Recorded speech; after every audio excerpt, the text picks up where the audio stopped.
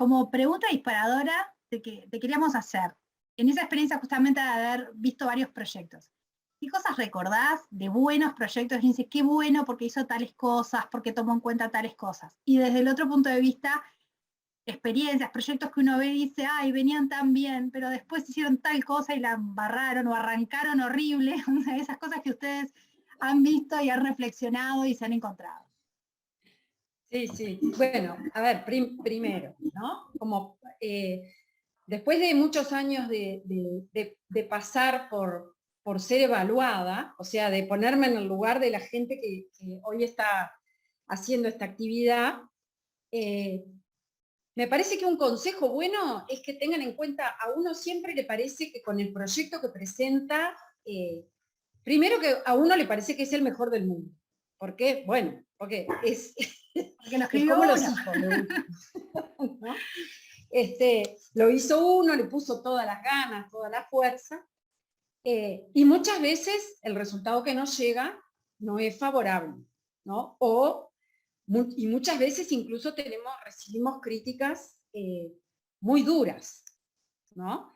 Entonces, lo primero que yo les diría, tienen todo el derecho de enojarse cuando reciben ese tipo de devolución, pero siempre tengan en cuenta que va a pasar el tiempo y ustedes van a aprender más de los errores que cometieron que de las cosas que hicieron bien. Y eso es el general.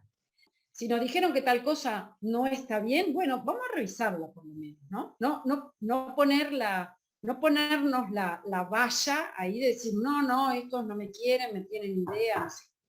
Porque siempre va a haber otro llamado que nos va a permitir esa propuesta que hicimos y que no anduvo bien, mejorarla y volver a presentarla. Después lo que vos me preguntabas, Alejandra, qué cosas uno mira un proyecto y dice, qué bueno que está. Hay algunas cosas generales que son muy importantes, como de cierre de todos los ítems y entre los ítems entre sí.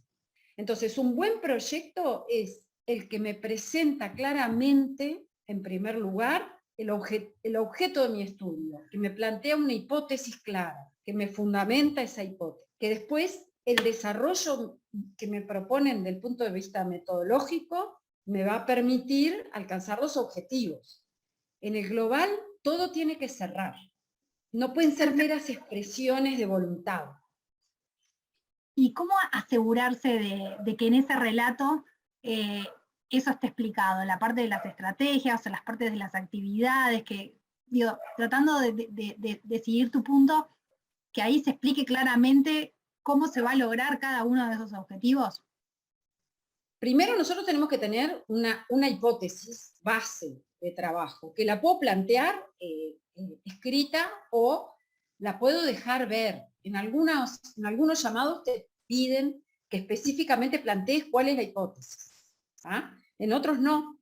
Pero siempre voy a tener una parte donde yo tengo que definir cuál es el problema que estoy atacando y por qué. Básicamente eso sería como la hipótesis, digamos, el problema y la hipótesis. La hipótesis tiene que estar respaldada en lo que yo dije anterior como introducción, o como planteo del problema o como antecedentes. Ese es un error muy común, que no coincida lo que yo planteo como hipótesis de trabajo, como objetivos, con lo que vengo hablando en la sustentación de eso, que es toda la parte de introducción. Lo otro es, tengo que cuidar mucho las referencias, las cosas que cito como dentro de mis antecedentes. No es que no pueda citar un periódico, por ejemplo, un diario o una revista de divulgación, pero tengo que tener en cuenta que si de un proyecto de investigación se trata, me tengo que basar en la experiencia de otros investigadores. Entonces, las referencias es todo un tema. Las tengo que elegir bien, no pueden ser excesivas, pero tienen que ser relevantes, ir directo al tema. Entonces, eso es todo como una unidad, introducción, planteamiento del problema, hipótesis, objetivos, que tiene que tener una coordinación lo más perfecta posible. Eso de contar la historia, si yo lo cuento bien, seguramente voy a poder enganchar, como quien dice, al evaluador. Entonces, la escritura clara, directa, no dar muchas vueltas sobre las cosas. Y bueno, y después llegamos a la parte metodológica. Ahí yo te diría que la tumba de los cracks es el planteo claro del diseño experimental. Bueno, hasta acá fuimos bárbaros, entendí los objetivos, me lograste enganchar, pero ahora decime ¿Cómo lo lo vas que a vas a hacer? hacer. Claro, ¿cómo lo vas a hacer? Y es un error muy común que el diseño experimental, el diseño del experimento, la lógica global, no esté bien planteada o esté confusa o esté entreverada con técnicas específicas. Si yo voy a hacer un experimento de nutrición o de producción, tengo que plantear primero todo el contexto del experimento, el diseño. Voy a trabajar con tantos animales, con tales tratamientos.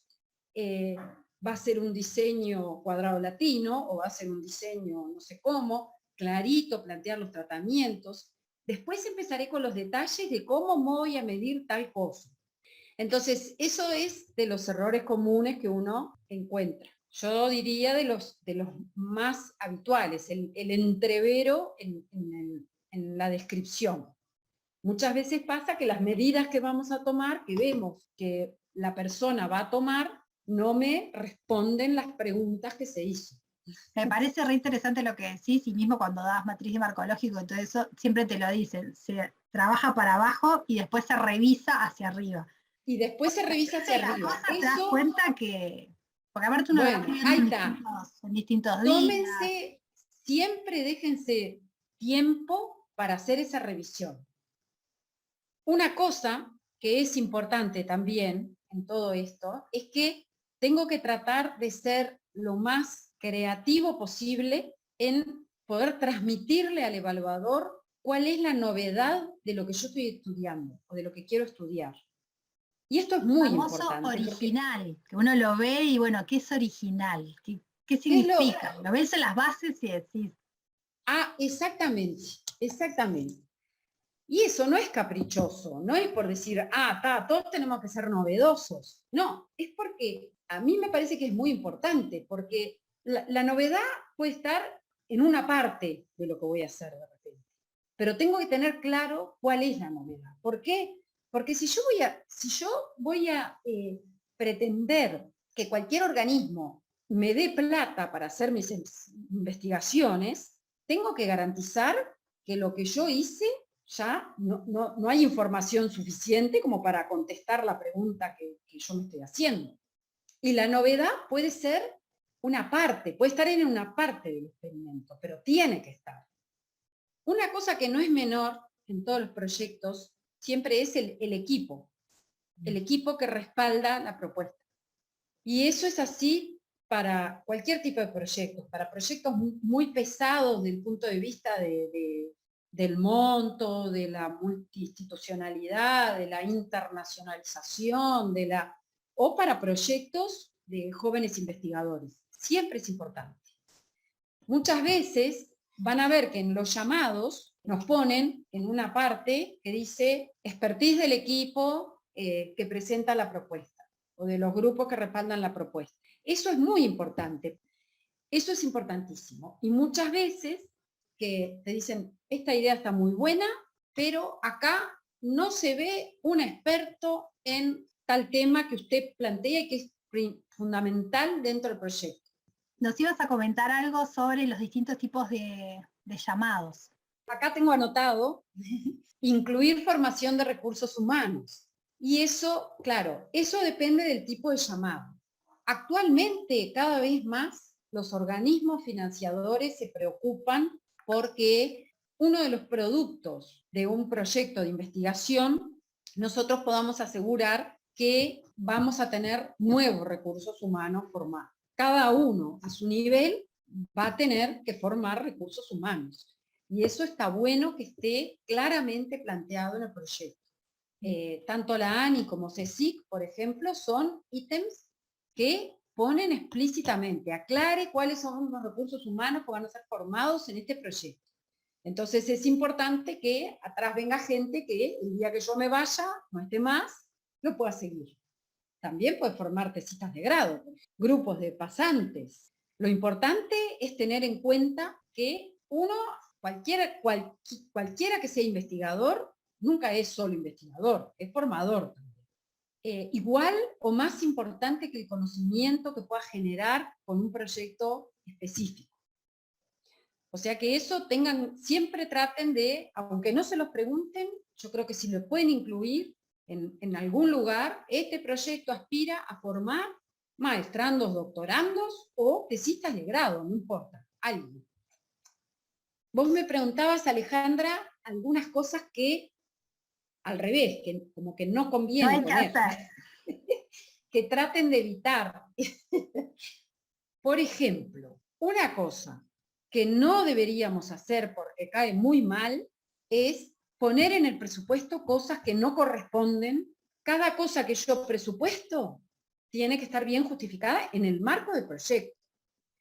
Pero sí puedo pensar que hay cierto equipamiento que es específicamente para experimentación y que yo puedo plantear, de repente se me va del monto del proyecto, pero sí puedo plantear que una parte de esa financiación la voy a poner en una parte del equipo. Eso sobre todo cuando se trata de equipamiento más caro. Pero tiene que estar muy bien justificado. Tengan cuidado. El otro problema que a veces se ve y que realmente es un problema es cuando uno plantea la compra de animales, por ejemplo, ¿no? Y ahí hay situaciones diversas, porque uno puede necesitar comprar animales, por ejemplo, terneros, vacas, ovejas, porque el experimento va a terminar en sacrificio de esos animales y bueno, son un costo que el proyecto tiene que asumir porque si no el trabajo no lo puede hacer, ¿no? Claro. Pero yo he visto también plantear la compra de animales que no van a ser sacrificados. Claro. Ovinos que después van a ser no se sabe. La titularidad de esos animales después, ¿qué? ¿De dónde quedan? ¿A cargo de quién? ¿Quién los va a mantener y sostener? Exactamente. Obviamente no lo vas a hacer pensando en que te vas a quedar con los animales o que le vas a... Pero hay que ver que correspondan, los costos que uno presupuesta correspondan al proyecto. Y por otro lado, que se asegure el desarrollo del proyecto. Porque también a veces uno ve que se ponen una cantidad de costos o de equipamiento o de contratos, no sé qué, y resulta que después, y bueno, ¿y cómo no queda claro cómo van a financiar la parte de fungibles, reactivos, ¿no? De materiales para el trabajo directo? Uno tiene que tratar de que haya un balance entre recursos humanos, materiales, equipos claro, mayores, equipos menores. Tiene que haber de todo un poco y nada puede predominar. Otro tema, las consultorías, por ejemplo, ¿no? No deberían ser la gran parte del proyecto. Claro.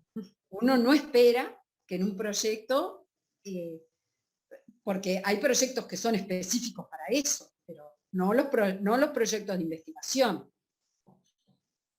Es eso, es sentido común y razonabilidad y pensar que el que va a financiar el proyecto necesita que nosotros le aseguremos que podemos hacer lo que estamos planteando. Recuerden siempre que los proyectos son planes de trabajo, no son expresiones de voluntad. No nos van a evaluar bien si nos planteamos como unos muchachos macanudos que queremos salvar al mundo, ¿no? Eso no es un proyecto. Tiene que ser bien concreto, cerradito, todos los ítems tienen que cerrar entre sí, ser consistentes y tener su lógica. Y léanlo después de escrito. Y traten de que todo el equipo lo haya leído y lo haya podido digerir Muchísimas gracias, Cecilia, la verdad impresionante, creo que has cubierto un montón de aspectos